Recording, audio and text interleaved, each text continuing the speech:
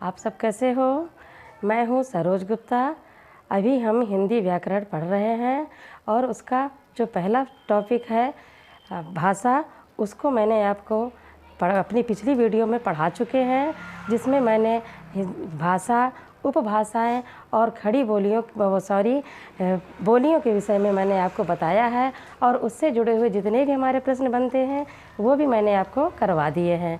हमारा अगला टॉपिक है वर्णमाला, जिसमें आपके बहुत सारे प्रश्न बनते हैं। परीक्षाओं में इससे हर कीमत में प्रश्न इससे ज़रूर आते हैं, 101% इससे ज़रूर पूछे जाते हैं प्रश्न। इसलिए आप लोग इस वीडियो को लास्ट तक ज़रूर देखें। ये समझते हैं कि वर्णमाला किसे कहते हैं। सबसे पहले ये जानिए कि वर्णमाला कहते किसको हैं।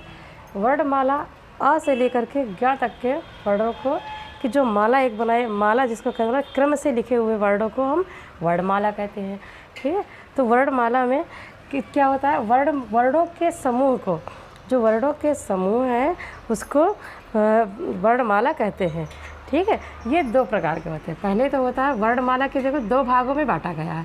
पहला इसमें स्वर, पहला कौन सा है हमारा स्वर, और दूसरा है हमारा व्यंजन। ठीक, व्यंजन। ठीक है, पहला कौन सा है हमारा स्वर और दूसरा है हमारा व्यंजन। तो सबसे पहले हम स्वर के बारे में जान लेते हैं कि स्वर किसको कहते हैं। स्वर वो वर्ड होते हैं, वो छोटे छोटे वर्ड होते हैं जो स्वतंत्र रूप से बोले जाते हैं। ये किसी की सहायता से नहीं बोले जाते हैं, ये स्वतंत्र होते हैं। ठीक है, तो इनको भी 3 भागों में बांटा गया है। समझ में आ रहा है बच्चों? इसको भी 3 भागों में बांटा गया है। कौन कौन से हैं वो? पहला है इसमें जिसको कहते हैं ह्रस्व स्वर। पहला है ह्रस्व स्वर और दूसरा है दीर्घ स्वर।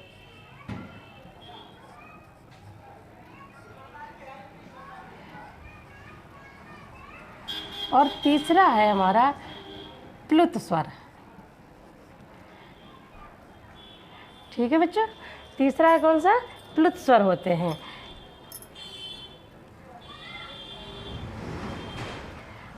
अच्छा, ठीक समझ रहे। जैसे छोटा, जैसे मान लीजिए ह्रस्व स्वर लिखा हुआ है, तो ह्रस्व स्वर की संख्या कितनी होती है और कौन कौन से होते हैं? तो अ, ई, उ। ठीक है बच्चों, ये चार हमारे ह्रस्व स्वर कहलाते हैं। अच्छा, इन्हीं को हम मूल स्वर भी कहते हैं। क्या कहते हैं इनको? मूल स्वर। ठीक है बच्चों, इसी को ह्रस्व स्वर कहते हैं और इसी को मूल स्वर भी कहते हैं। इन्हें क्या कहते हैं? मूल स्वर। तो इतना समझ में आया आपके? बिल्कुल डाउट नहीं होना इसमें। समझिएगा कि जो ह्रस्व स्वर जिसको कहते हैं उसी को हम मूल स्वर भी कहते हैं। इनको बोलने में, ह्रस्व स्वर को बोलने में हमें बहुत ही कम समय लगाना पड़ता है। इसीलिए इनको ह्रस्व यानी कि थोड़ा समय लगाने की वजह से इनको ह्रस्व स्वर बोलते हैं। फिर अगला है हमारा ये दीर्घ स्वर। दीर्घ स्वर किनको कहते हैं? तो आ, ई, उ,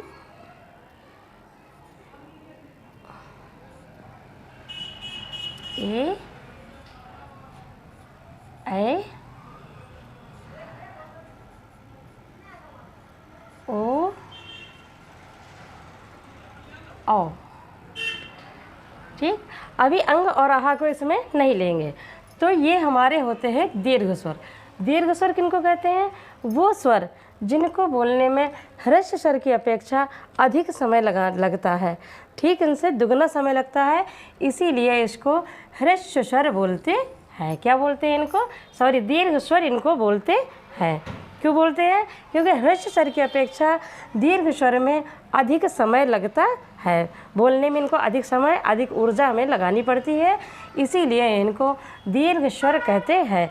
फिर अगला है हमारा प्लुत स्वर। कौन सा है ये? प्लुत स्वर। प्लुत स्वर की संख्या कितनी होती है? ये बहुत ही कभी कभार पूछा जाता है, लेकिन ये बहुत ही अच्छा प्रश्न है कि प्लुत स्वर किसको कहते हैं। तो आपने देखा होगा कि ये एक ऐसा वर्ड बन के आता है, ठीक है बच्चों, ऐसा, तो इसको प्लुत स्वर कहते हैं। इसका प्रयोग हिंदी में आपको ऐसे देखने को नहीं मिलेगा। ये जब जहाँ संस्कृत वर्ड होते हैं, जो संस्कृत के वेद पुराण हमारे होते हैं, इसमें ये आपको ज़रूर मिलेगा। ये वर्ड उन्हीं में संस्कृत में प्रयोग किया जाता है। इसे ही प्लुत स्वर कहा जाता है। एग्जाम्पल के लिए जैसे मान लीजिए कि हमने ओम लिखा, ओम, ओम इस प्रकार से लिखते हैं, तो ये जो है हमारा ये प्लुत स्वर है। इसको प्लुत क्यों कहते हैं? इसको ह्रस्व स्वर की अपेक्षा और दीर्घ स्वर की अपेक्षा इसमें इन दोनों से ज़्यादा यानी 3 गुना समय करीब लगता है, इसीलिए इसको प्लुत स्वर बोलते हैं। बात इतनी समझ में आई कि प्लुत स्वर में 3 गुना समय और हमें अपनी ऊर्जा लगानी पड़ती है, इसीलिए प्लुत स्वर कहते हैं। ठीक है, इसका प्रयोग कहाँ होता है? ये आपको संस्कृत वर्ड में मिलेंगे। जैसे जितने भी संस्कृत के शब्द बनते हैं और संस्कृत में लिखे हुए ग्रंथ रहते हैं, उसी में प्लुत स्वर हमारा आता है। अगला देखिए। अच्छा, अब हमारा बनता है ये अंग और आहा। ये होते तो स्वरों में हैं, लेकिन इन्हें हम स्वरों में नहीं मानते। इन्हें क्या मानते हैं? इनको अलग से माना जाता है। इनको अयोग वाह्य कहते हैं। क्या कहते हैं इनको? अयोग वाह्य।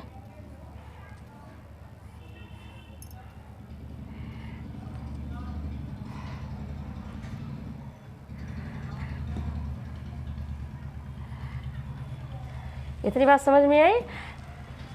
तो इनकी संख्या कितनी होती है? अयोग वाह्य की संख्या कितनी होती है? इनकी संख्या कुल 2 होती है, अंग और आहा।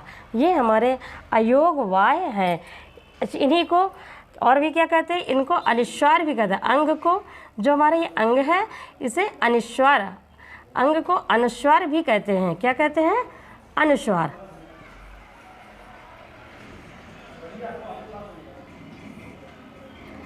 बात समझिएगा। अंग और आहा को अयोग वाह्य कहते हैं, अंग को अनुस्वार कहते हैं और आहा को विसर्ग कहते हैं। क्या कहते हैं? विसर्ग। आहा को विसर्ग कहते हैं। क्या कहते हैं?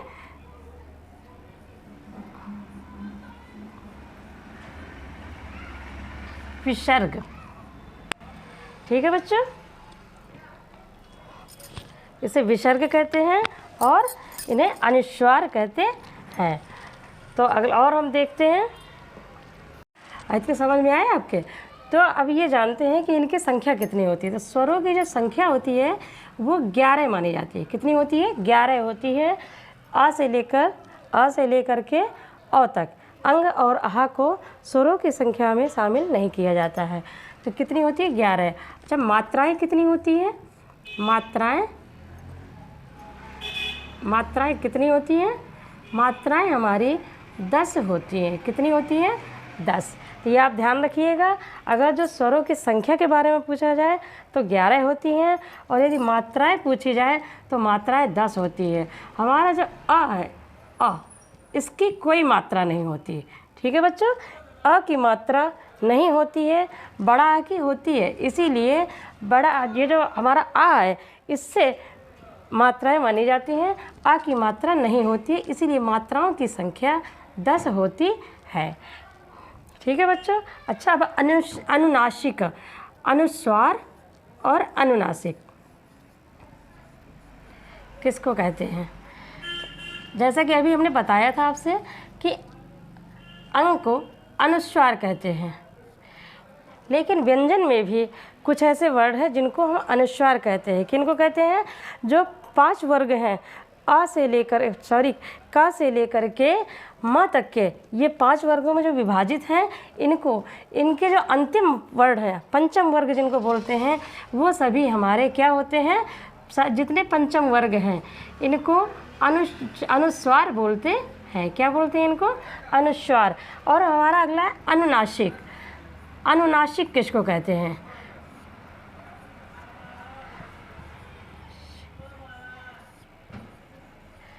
अनुनासिक किसको कहते हैं?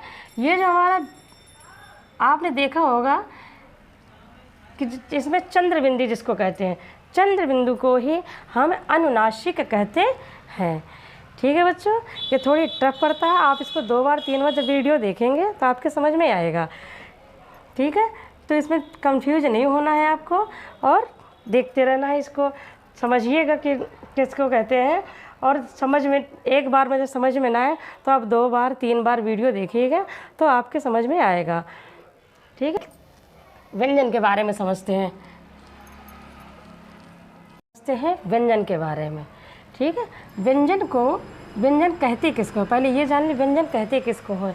वो वर्ड जिनको हम स्वरों की सहायता से बोलते हैं उन्हें हम व्यंजन कहते हैं। क्या कहते हैं उनको हम व्यंजन कहते हैं। इनकी संख्या कितनी होती है? इनकी संख्या 33 होती है। कितनी होती है इनकी संख्या? 33 होती है। और व्यंजन को भी हमने 3 भागों में विभाजित किया है। कितने भागों में विभाजित करते हैं? 3 भागों में। ठीक है, पहला है हमारा स्पर्श व्यंजन। पहला कौन सा है हमारा? स्पर्श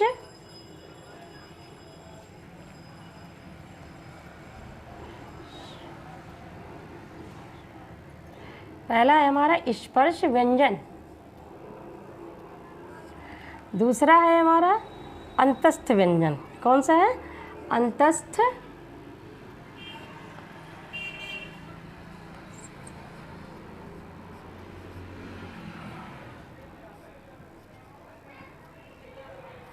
और तीसरा है हमारा ऊष्म व्यंजन।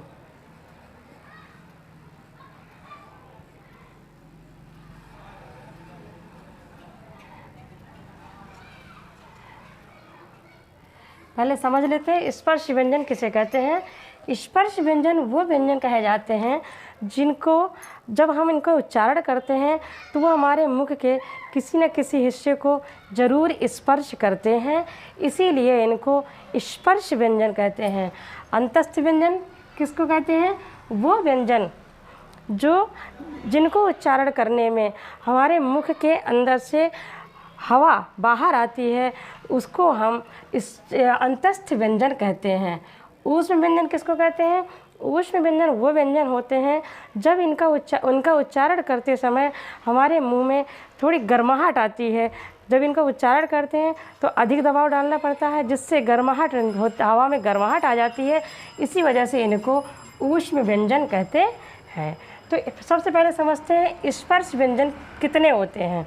ठीक है बच्चों, स्पर्श व्यंजन की संख्या कितनी होती है, इनको कितने वर्गों में बांटा गया है, ये मैं आपको बताऊंगी। तो ठीक है, देखते हैं। पहला स्पर्श व्यंजन के बारे में जाने।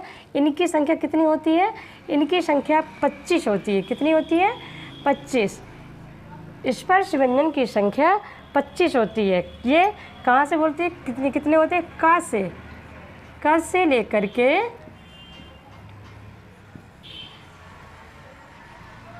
म तक ये हमारे स्पर्श व्यंजन कहलाते हैं। ठीक है बच्चों, कितने होते हैं? इनकी संख्या कितनी है? 25 है। और क से लेकर म तक के व्यंजन हमारे स्पर्श व्यंजन कहलाते हैं। इनको कैसे याद करना चाहिए हमें? जैसे कि दिखाया, देखिए ये हमारा याद करने का तरीका होता है इसका एक, जिसको सूत्र की तरह इसको समझ ले तो ज़्यादा बेहतर होता है। जैसे क, च, ट, त, प, ये हमारे स्पर्श व्यंजन में आते हैं। तो इसको हम एक वर्ड में बोल सकते हैं, कचट तप। ठीक है बच्चों, कचट तप से हमें ये पता चल जाएगा कि हमारे स्पर्श व्यंजन में कौन कौन सा वर्ग इसमें आता है। तो समझ में आ गया। क से हो गया क वर्ग का, च से च वर्ग, ट से ट वर्ग, त से त वर्ग और प से प वर्ग। तो इतना समझ में आया आपके कि इसको एक सूत्र की तरह समझ लें तो बहुत आसानी से याद हो जाता है, जैसे कचट तप बोले। ठीक है, अब इनको फिर क्या, ये हमारे जो या र ला, ठीक, अंतस्थ व्यंजन जो होते हैं हमारे, ये हमारा अंतस्थ व्यंजन किसको कहते हैं? कितने होते हैं? अंतस्थ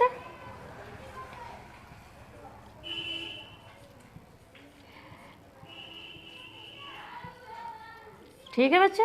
अंतस्थ व्यंजन की संख्या कितनी होती है? इनकी संख्या 4 होती है। कितनी होती है? इनकी संख्या 4 होती है। कौन कौन से? जैसे कि यहाँ पे देख रहे हैं य, र, ल और व, ये हमारे अंतस्थ व्यंजन हैं।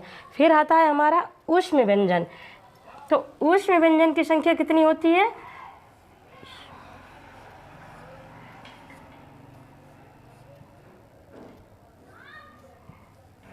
ऊष्म व्यंजन की संख्या भी 4 होती है। कितनी होती है इनकी? 4 होती है। ठीक है बच्चों। एक और व्यंजन होते हैं जिनको हम संयुक्त व्यंजन कहते हैं। संयुक्त व्यंजन किसे कहते हैं? पहले ये जान लें कि संयुक्त व्यंजन किसे कहते हैं।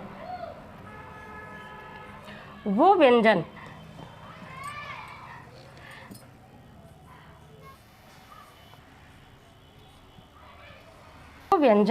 जो दो व्यंजनों को मिलाकर के बने हैं उन्हें हम संयुक्त व्यंजन कहते हैं। इनकी भी संख्या 4 होती है। कितनी होती है? 4 होती है। कौन कौन से हैं? छ, त्र, ज्ञ और हमारा श्रा। ठीक है बच्चों। कौन कौन सी होती है? छ, त्र, ज्ञ और श्रा। ये भी हमारे कैसे व्यंजन है? ये संयुक्त व्यंजन। इनको संयुक्त व्यंजन के नाम से जाना जाता है। फिर है हमारा रा, ये रा और हा, जिनको भी व्यंजन ही मानते हैं, व्यंजन होते हैं ये, और इनको उत्क्षिप्त व्यंजन कहते हैं। क्या कहते हैं इनको? उत्क्षिप्त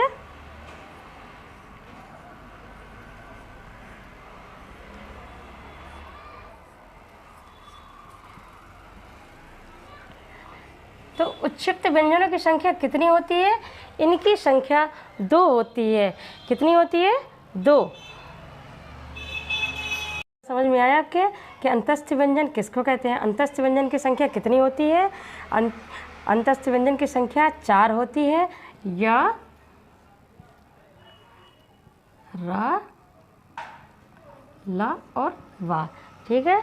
अंतस्थ व्यंजन कहाँ से कैसे बोलते हैं इनको? इनकी मुंह जो बोलने में जब हवा निकलती है वो कहाँ से निकलती है? सीधे मुंह के अंदर से निकलती है, बाहर की तरफ निकलती है, इसीलिए इनको अंतस्थ व्यंजन कहते हैं। फिर हमारे फिर कौन से हैं? ऊष्म व्यंजन। इनकी भी संख्या हमने बताई आपको कि 4 ही होती है। कौन कौन सी है वो? जैसे शा, सा, सा और हा। बहुत से तो इसको गलत तरीके से बोल देते हैं। अच्छा, कि शा को सा बोल देंगे, शा को शा ऐसे बोल देते हैं।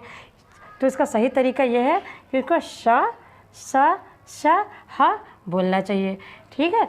अच्छा, इसमें एक प्रश्न और ये बनता है कि एग्ज़ाम में जब पूछा जाता है तो इनको आला दूसरे तरीके से लिख देंगे। कभी ये वाला शा आगे कर देंगे, कभी ये, और ये पूछ लिया जाता है इसमें कि इनका सही क्रम क्या है। तो आपको सही क्रम याद रखना है। पहले शीटी वाला शा, ये जो शा करके बोलते हैं ये, और फिर ये षटकोण वाला शा आता है हमारा, और फिर ये हमारा सा सपेरा या सारौता, जो भी आप समझते हो वो वाला सा आता है। तो उस पर आप ध्यान दीजिए। ये अधिकांशतः ये कंफ्यूज करने वाला होता है। तो इसको ज़्यादातर पूछ लिया जाता है कि कौन सा क्रम सही है। इसका प्रश्न ऐसे बनता है कि इसमें शाक में कौन सा क्रम सही है। तो आपको ये ध्यान देना है कि पहले कौन सा सा हमारा आता है। फिर हमारे कौन से संयुक्त व्यंजन, इनकी संख्या कितनी बताई थी? इनकी संख्या भी हमने आपको 4 बताई। कितनी होती है इनकी? 4 होती है। छात्र ज्ञा, इसको लोग ज्ञा बोलते हैं, जबकि इसको ज्या बोलना चाहिए क्योंकि इसमें ज का मिक्सचर है। ठीक है बच्चों। लेकिन इसको लोग ज्ञा बोलते हैं, श्रा। और फिर हमारा कौन सा है? श्रा। इनको संयुक्त व्यंजन कहते हैं। फिर हमारा आया था उत्क्षिप्त व्यंजन। इनकी संख्या कितनी बताई थी हमने आपको? इनकी संख्या 2 बताई थी। कौन कौन सी है? ड़ा और ढ़ा। अच्छा बच्चों, एक प्रश्न और यहाँ बनता है कि इसमें मिश्रित व्यंजन कौन सा है? तो हमारा मिश्रित व्यंजन कौन सा है? इसमें इनकी संख्या केवल, मिश्रित व्यंजन की संख्या केवल 1 होती है। कितनी है? मिश्रित व्यंजन की 1 संख्या है। जी हाँ, ये श्रा। श्रा हमारा मिश्रित व्यंजन है। ठीक है बच्चों। अच्छा, और देखते हैं अगला देखते हैं, इतना समझ में आया आपके। अब अगला है हमारा द्वित व्यंजन। कौन सा है हमारा? द्वित व्यंजन। कि द्वित व्यंजन किसे कहते हैं?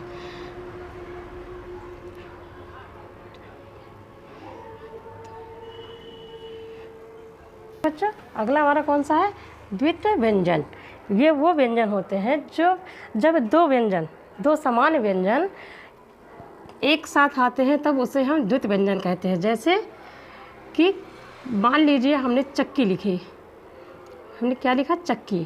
तो चक्की में दो व्यंजन हमारे आए हैं। पहला तो हमारा ये दोनों एक साथ रहते हैं, ठीक है। तो यहाँ पे देखिए पहले क और फिर का, इसका में स्वर का सब मेल नहीं है और इसमें स्वर है, ठीक है। तो ये दोनों जब एक जैसे स्वर व्यंजन दोनों आएंगे तो वहाँ पर द्वित व्यंजन होता है।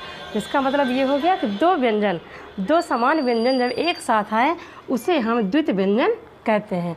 जैसे चक्की हो गया, या ये मान लीजिए कि चक्कर लिख दिया, चक्कर। तो इसमें भी देखिए दो व्यंजन एक साथ आए हुए हैं, तो ये हमारा क्या कहलाया जाएगा?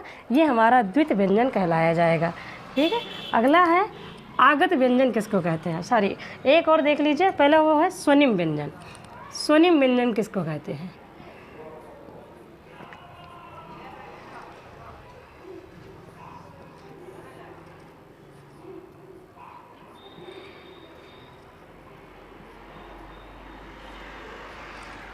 वो व्यंजन जिनका विकास हो जाए, विकास होने से वो थोड़ी विकसित हो जाते हैं, उन्हें हम स्वनिम व्यंजन कहते हैं। तो स्वनिम व्यंजन जैसे मान लीजिए ये डा है और दूसरा है हमारा ढा, ठीक। तो इन दोनों का विकास होके कौन से अक्षर बन गए हमारे? ये बन गए हमारे ड़ और ड़। तो इन दोनों का विकास क्या बना हमारा? ये ड़ और ढ़। तो किससे निकले हैं? ये ड और ढा से हमारे ड़ और ढ़ का विकास हुआ है। ये व्यंजन जैसे मान लीजिए हमने कोई शब्द लिखा है इसमें डलिया, तो डलिया में ड पहले आएगा, लेकिन जब हम कोई इनसे मिलता हुआ जब वर्ड बनाएंगे तो ये हमेशा दूसरे या नंबर, तीसरे नंबर, मतलब पहले नंबर पे नहीं आएंगे। ये वर्ड हमारे कभी भी पहले नंबर पर नहीं आएगा जब कोई शब्द बनाया जाता। ये कहाँ पे आएंगे? ये बीच में आएंगे। मान लीजिए हमने लिख दिया इसमें पेड़, लिख दिया पेड़, तो पेड़ में इसी डा का विकास हुआ है, तो ये यहाँ पे क्या बन गया हमारा? दूसरे वर्ड में आया, तो यहाँ पे क्या बन गया? ये ड़ बन गया। तो इसका ड का विकसित रूप हमारा ड़ हो जाता है, ठीक है बच्चों। इसी तरह से कोई और वर्ड एक देख लीजिए जो ढा से बनता हो। जैसे मान लीजिए यहाँ पे हमने लिखा ढकना, किसी भी चीज़ को ढकना या ढक्कन मान लीजिए, ठीक, ढक्कन। तो ढक्कन में जो ढा आया हुआ है, आप देखेंगे कि इसमें तो ढा आया है, लेकिन ये जब इसका विकास हो गया तो इसने अपना स्वरूप थोड़ी बदल लिया और यहाँ पर आते आते ये हमारा क्या बन गया? इसका दूसरा वर्ड बन जाएगा। मान लीजिए हमने पढ़ना लिख दिया यहाँ पे, पढ़ना। तो पढ़ने में क्या होगा कि ढ़ा, इसका थोड़ा विकसित रूप यहाँ पे ढ़ा आया है, लेकिन दूसरे स्थान पे आया है, ना कि पहले स्थान में। तो ये आपको ध्यान देना है कि जो हमारे स्वनिम व्यंजन होते हैं जिनका थोड़ा विकास हो जाता है उन्हें हम स्वनिम व्यंजन कहते हैं। और ये हमारे व्यंजन में केवल दो ही है, एक पहला है ड़ा और दूसरा है हड़ा। इन्हीं को हम और क्या कहते हैं? इन्हीं को हम उच्छिप्त व्यंजन कहते हैं। यही हमारे दोनों क्या होते हैं? ये दोनों हमारे उच्छिप्त व्यंजन यही कहलाए जाते हैं, ठीक। मैंने आपको आगे बताया भी है पहले कि उच्छिप्त व्यंजन किसको कहते हैं? ये ही हमारे उच्छिप्त व्यंजन होते हैं। इन्हीं को हम स्वनिम व्यंजन कहते हैं और इन्हीं को हम गौड़ व्यंजन भी कहते हैं, ठीक है। ये कौन कौन से होते हैं? स्वनिम व्यंजन भी इन्हीं कहते हैं, इन्हीं को उच्छिप्त व्यंजन भी कहते हैं और इन्हीं को हम गौड़ व्यंजन भी कहते हैं, ठीक है। अगला है हमारा आगत ध्वनियाँ।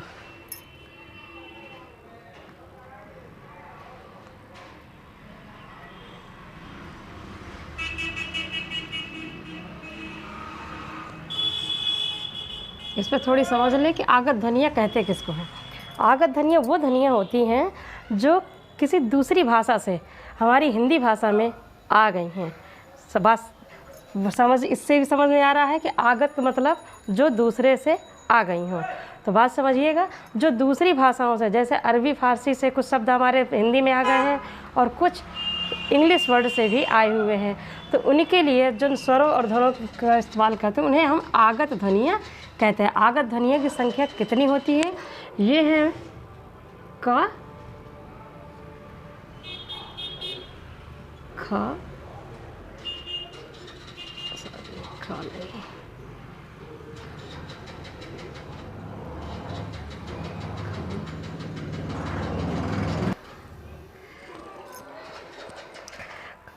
और फा, और है एक, ठीक है बच्चों। इतनी आगत ध्वनियाँ हैं। कौन कौन सी हैं? क, ख, ग, ज, फ और आ। तो स्वरों में ये आ जाते हैं, और सॉरी व्यंजन में, और स्वर में हमारा आ, ये वाला आ आता है। तो ये किससे आया है? ये आए हैं हमारे अरबी फ़ारसी से, और ये जो हमारा ये वाला आ है ये आया है अंग्रेजी वर्ड से। तो जब अंग्रेजी वर्ड जब बनाए जाते हैं, जैसे हमने लिखा डॉक्टर, डॉक्टर लिखा, तो इसमें हम ये वाला आगत ये वाला लगाते हैं, ठीक है। तो ये वो स्वर है जो सिर्फ इंग्लिश वर्डों में ही प्रयोग होते हैं, ठीक। जैसे आपने डॉक्टर लिखा, टॉफ़ी लिख दिया, तो ये सब जो है, ये सब किसके वर्ड आए हैं? ये सब इंग्लिश से आए हुए वर्ड हैं। और ये इस आ का ये जो स्वर है हमारा आ, इसका प्रयोग केवल इन्हीं इंग्लिश वाले वर्डों में ही आता है, ठीक। हम आपको अगली वीडियो में पढ़ाएंगे तो उच्चारण के अनुसार इनके क्या नाम हैं, उच्चारण के आधार पर किस प्रकार से व्यंजन और स्वरों के जो नाम हैं वो हम आपको अगली वीडियो में पढ़ाएंगे, ठीक है बच्चों। तो आप दिल से हिंदी को अपनाते रहिए। जय हिंद, जय भारत।